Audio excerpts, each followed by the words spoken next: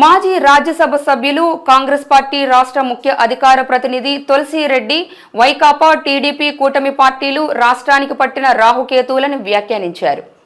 నగర కాంగ్రెస్ పార్టీ కార్యాలయంలో జరిగిన మీడియా సమావేశంలో ఆయన మాట్లాడుతూ వైకాపా టీడీపీ కూటమి దొందే అని దుయ్యబట్టారు.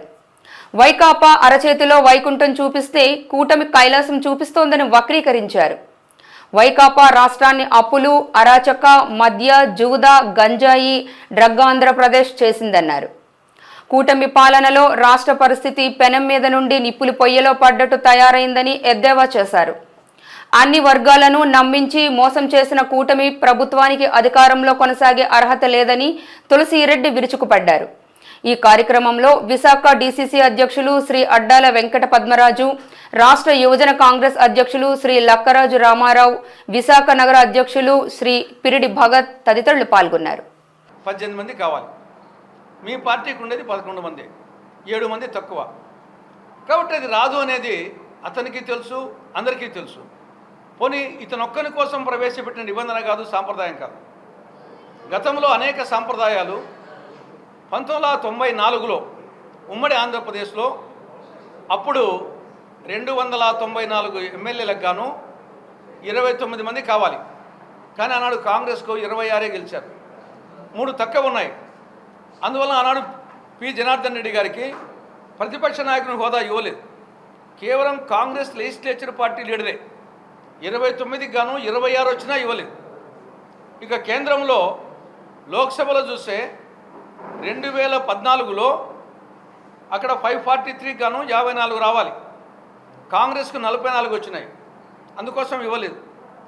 2019లో 54 గాను 52 వచ్చినాయి, అయినా ఇవ్వలేదు. కాబట్టి అటు మల్లికార్జున ఖర్గే గారు కానీ 2014లో, అటు అధీర్ రంజన్ చౌదరి కానీ 2019లో, రాహుల్ గాంధీ గారు కానీ వీళ్ళందరూ వచ్చేసి ప్రతిపక్ష నాయకులు కారు. కాబట్టి అటు లోక్సభలో సాంప్రదాయం ఈ విధంగా జరిగింది, రాష్ట్ర అసెంబ్లీలో. కాబట్టి ఇది తెలిసినప్పుడు పదే పదే ఏం ప్రతిపక్ష నాయకునిగా నేను పులిందల ప్రజానికి వెనుకుంది ఎమ్మెల్యే గానా లేదంటే ప్రతిపక్ష నాయకుని గానా? రాష్ట్ర ప్రజలు వచ్చేసి ఎవరిని కూడా ఎమ్మెల్యేగానే అనుకుంటారు. చంద్రబాబు నాయుడు కుప్ప ఎమ్మెల్యేగా, జగన్మోహన్ రెడ్డిని పులిందల ఎమ్మెల్యేగా, తర్వాత ఎమ్మెల్యేలు ఎన్నుకుంటారు ముఖ్యమంత్రిని. ఎమ్మెల్యేలు వచ్చేసి ప్రతిపక్ష నాయకునిగా ఈ యొక్క నిబంధన ఉంటే ఎన్నుకుంటారు. కాబట్టి ఇది పిల్ల చేష్టాలు, మూర్ఖత్వము. అసెంబ్లీని ఫేస్ చేసే దమ్ము లేని దద్దమ్మ జగన్మోహన్ రెడ్డి, ఆయన పార్టీ వాళ్ళు అసెంబ్లీని ఫేస్ చేసేదానికి దమ్ము లేక, సరుకు లేక దద్దమ్మ పార్టీగా, దద్దమ్మగా బిహేవ్ చేస్తున్నాడు. ప్రస్తుతం రాష్ట్ర పరిస్థితి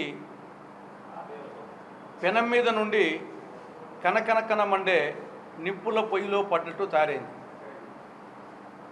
జగన్మోహన్ రెడ్డి పాలనలో రాష్ట్ర పరిస్థితి పెనం మీద ఉన్నది. ప్రస్తుతం చంద్రబాబు నాయుడు గారి పాలనలో పెనం మీద నుండి కనకనకన మండే నిప్పుల పొయ్యిలో పడ్డట్టు తయారైంది. అటు వైకాపా, ఇటు కూటమి పార్టీలు రాష్ట్రానికి రాహు కేతువులుగా తయారైనాయి. దొందే. జగన్మోహన్ రెడ్డి ఏమో గత 5 సంవత్సరాల్లో అరచేతిలో వైకుంఠం చూపించాడు. ప్రస్తుతం చంద్రబాబు నాయుడు గారు ముఖ్యమంత్రిగా కూటమి పాలన గత 9 నెలలుగా అరచేతిలో కైలాసం చూపిస్తూ ఉంది. జగన్మోహన్ రెడ్డి 5 సంవత్సరాల పాలనలో రాష్ట్రాన్ని ఎన్ని విధాలుగా భ్రష్టు పట్టించాలనో అన్ని విధాలుగా భ్రష్టు పట్టించాడు. రాష్ట్రాన్ని అప్పుల ఆంధ్రప్రదేశ్గా, అరాచక ఆంధ్రప్రదేశ్గా, ఆటవిక ఆంధ్రప్రదేశ్గా, మధ్యాంధ్రప్రదేశ్గా, డ్రగ్ ఆంధ్రప్రదేశ్గా, జూదాంధ్రప్రదేశ్గా, గంజాయి ఆంధ్రప్రదేశ్గా మార్చి సర్వనాశనం చేసి ఆయన వెళ్ళిపోయినాడు.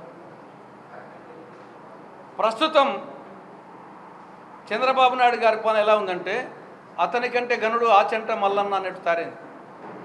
ఈ 9 నెలల్లోనే అంతకంటే అధ్వానమైంది.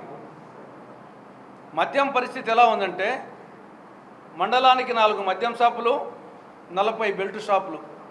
ఇది మద్యం పాలసీ. మద్యం ఏరులై పారుతూ ఉంది. ఆఖరికి పాఠశాలల్లో, హై స్కూళ్ళల్లో పిల్లలకు వచ్చేసి గంజాయి, డ్రగ్స్ విచ్చలవిడిగా సరఫరా అవుతున్నాయి. రాష్ట్రంలో కక్ష రాజకీయాలు చోటు చేసుకున్నాయి. అరాచక పాలన. ఆడోళ్లకు రక్షణ లేదు, మగోళ్లకు రక్షణ లేదు, హిజ్రాలకు రక్షణ లేదు రాష్ట్రంలో. అటువంటి పరిస్థితి ఉంది. ఇక అప్పుల విషయంలో అటు జగన్ ప్రభుత్వం, ఇటు చంద్రబాబు ప్రభుత్వం రాష్ట్రాన్ని అప్పుల ఆంధ్రప్రదేశ్గా, రుణాంధ్రప్రదేశ్గా తయారు చేశాయి. 1956 నుంచి 2014 వరకు 58 సంవత్సరాల్లో నీలం సంజీవ్ రెడ్డి మొదలుకొని కిరణ్ కుమార్ రెడ్డి గారి వరకు 16 మంది ముఖ్యమంత్రుల పాలనా కాలంలో రాష్ట్ర ప్రభుత్వం అంటే మన నవ్య ఆంధ్రప్రదేశ్ వాటాగా వచ్చిన అప్పు 1,00,000 కోట్ల రూపాయలు. 16 మంది ముఖ్యమంత్రులు, 58 సంవత్సరాలు, 1,00,000 కోట్ల రూపాయల అప్పు. రాష్ట్ర విభజన తర్వాత 2014 నుంచి 2019 వరకు 5 సంవత్సరాల్లో ఒక్క ముఖ్యమంత్రి చంద్రబాబు పాలనలో అదనంగా చేసిన అప్పు 2.5 లక్షల కోట్ల రూపాయలు. 2019 నుంచి 2024 వరకు 5 సంవత్సరాల్లో ఒక ముఖ్యమంత్రి జగన్మోహన్ రెడ్డి చేసిన అదనపు అప్పు 6 లక్షల కోట్ల రూపాయలు. 58 సంవత్సరాలలో 1,00,000 కోట్ల రూపాయలు. 5 సంవత్సరాల్లో 2.5 లక్షల కోట్ల రూపాయలు చంద్రబాబు. 5 సంవత్సరాల్లో జగన్మోహన్ రెడ్డి 6 లక్షల కోట్ల రూపాయలు. మొత్తము 9.5 లక్షల కోట్ల రూపాయలు అప్పు వచ్చేసి డైరెక్ట్ అప్పు ఉంది.